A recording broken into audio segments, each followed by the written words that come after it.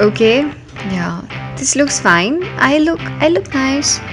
Yeah, this chunni is so beautiful, but how do I put it? Yeah, I think this is fine. Meh, no. Okay, if I drape it this way, it'll look nice. Not really. What if this way? Yeah. No. What do I do? Oh god. Idea. Yeah, that could work. What are you waiting for? Let's go! So this is the chunni. It has a print on it all over. Folding it in half and pinning it up so that it doesn't move while you cut it. Folding it again. Now on the top corner, this is for your neck. Use your measuring tape as a compass and cutting it off. Next on the lower half, again I'm using this measuring tape as a compass and cutting it off. So this is the structure.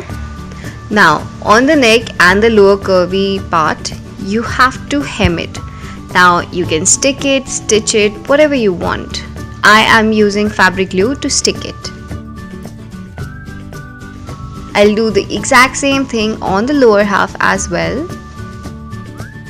Okay, so measure about 10 inches. This will give you an armhole. The whole body is about 31 inches and you have to measure about 20 inches in the center. And also mark a line all over the length. Now stitch or stick these lines.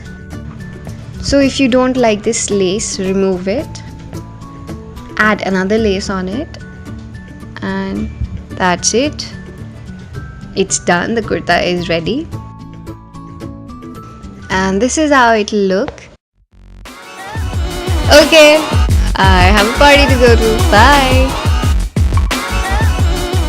So I really hope you enjoyed watching this video, and if you did, then please make sure to give this video a big thumbs up and subscribe to my channel. I put on new video every Wednesdays, and yeah, I'll see you in my next one. Until then, take care and bye bye.